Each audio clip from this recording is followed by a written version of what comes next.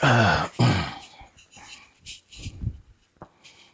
me let you in on some game. Diversity equals longevity.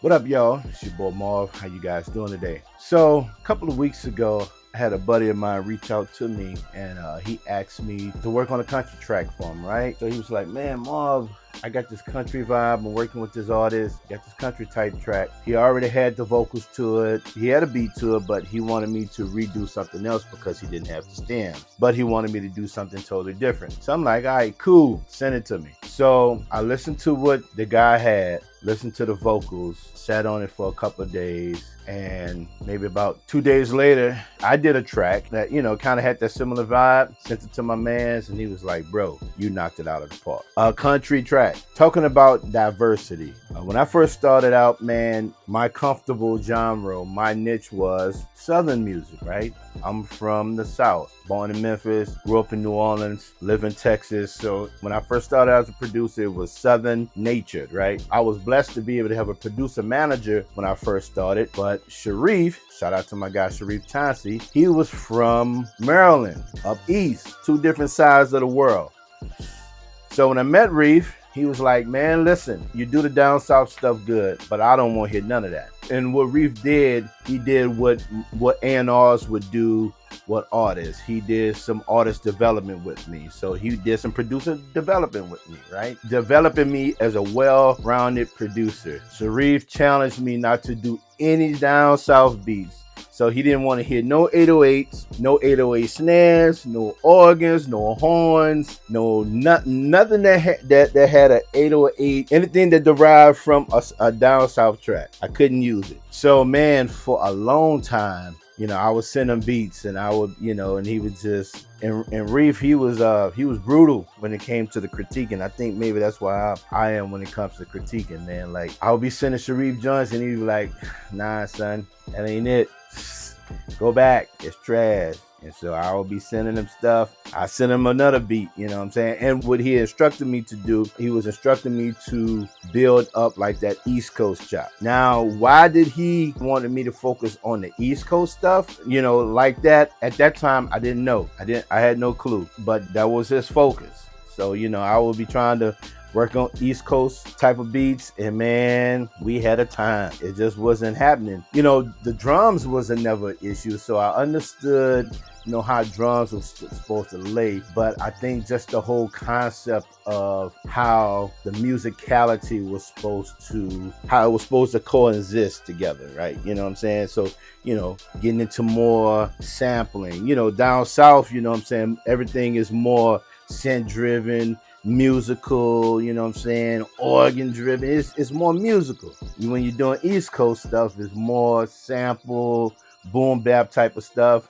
you know what I'm saying? So it's like, you know, I'm working some muscles that I've never worked before. And man, this went on for maybe about 6-7 months, you know, and I mean, I used to get very discouraged because I just felt like I couldn't get it, but I stayed with it, you know what I'm saying? And every time I was sending Sharif something, you know, even though it wasn't it, he would always give me constructive criticism. Now, work this, do that. And sometimes, man, I didn't used to want to send him joints, but I just kept on sending them because I knew if I would stick with it, I would become a great producer. Somehow, some way, that I was going to master this East Coast style of music. So I stayed with it till I got to the place where I was able to really hone in that style of music, right? Once I really got the hang of it, then boom, I eventually started working with a lot of dudes from Philly, you know, a lot of dudes that was in Delaware, New York at that time. And it was, and you know, again, at that time, I didn't really know it. I couldn't really tell, you know what I'm saying, what the reason was, but you know, it all worked out. And what he was doing, he was drilling in me to get out of that comfortable place, being diverse. You know, I'm not opposed to, you know, producers having signature sounds. You know, I think it's great for a producer to have a signature sound. When you think of producers with signature sounds, I think of people like Pharrell. Pharrell has a signature sound. Like, I can tell a Pharrell beat. I can tell a Swiss beat. I can tell a DJ Tune beat, because there's just a certain feel that it has. You know what I'm saying? It's just a certain bop that it has. People will go to those certain producers for certain things, right? But then you have a producer like Timbaland, you know what I'm saying? You have a producer like Just Blaze. You have a producer like Jay Dilla. That Jay Dilla, you know, he's known for that, you know, for that neo soul type of feel, but then he'll turn around and do vibrant thing. Like nobody, and who would have thought that he did that? Like, you know, just out of nowhere. You know, you wouldn't have pinned that. You know, shout out to Sharif, man, because, you know, I just couldn't see it at the moment. I thought as being a producer, having that signature sound, having that Southern sound, you know, that was gonna be my thing. When people come to Marv, they wanted that signature sound, and it worked. And people came to me because I had that signature down south sound. But if I wanted to have longevity in the space, I had to be able to do more. So now I'm able to not only do down south stuff, I'm able to do East Coast stuff. I'm able to do West Coast stuff. I'm able to do pop stuff. I'm able to do country stuff. I'm able to do the R&B stuff, you know what I'm saying? The lo-fi stuff, you know what I'm saying? I try to be a well-rounded producer. So when somebody call me up or email me and say, hey, listen, I need this type of track, can you do that? Sure. I think when it comes to a producer and want to have longevity, it's a thing of, you know, not being.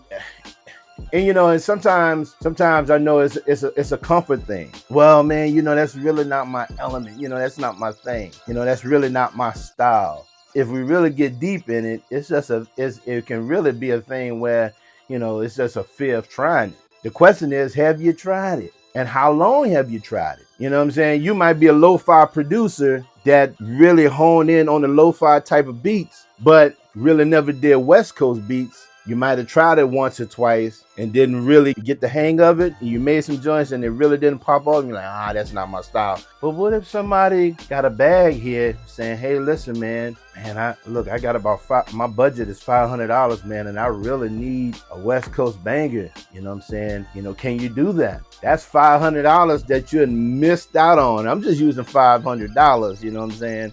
You know, as a, you know, just a ballpark figure. But that's money that you're leaving on the table because you dared to try.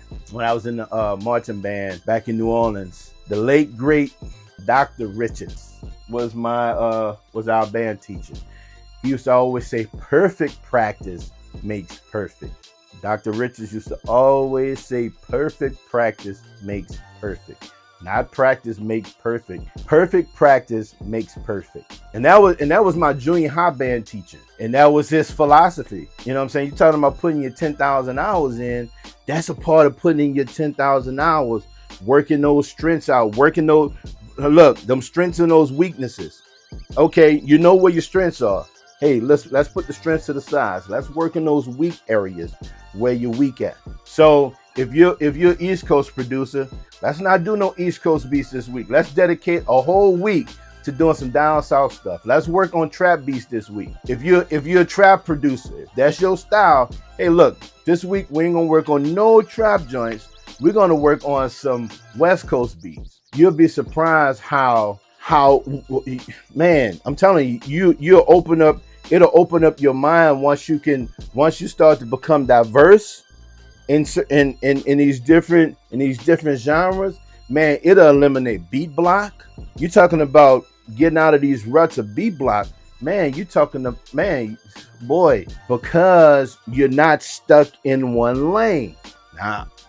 Hey, listen, I'm not ragging on producers that have that one signature sound. If that's your thing and that works good for you and you prosper there, you stay there. This video may not be for you, but this video is for those that desires to be well-rounded in all styles of music. This is what this video is for. This is how I've been able to be around as of today, 23 years as a music producer, because I'm able to cater different styles of music when I'm called up. And I'm grateful for that.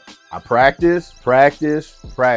That's an area I struggle in, I practice it. I might not be perfect in that area, but I practice it enough to get the job done. And then I'm always challenging myself to actually master it. to where that artist will keep coming again and again, and they will tell that artist, and they will tell that artist, and they will tell that artist, so on and so forth. So for my fellow producers, for my artists, for my songwriters, diversity equals longevity. Say it with me. Repeat after me. Diversity equals longevity. This is More for More Beats, another producer pocket. Till next week, grace and peace.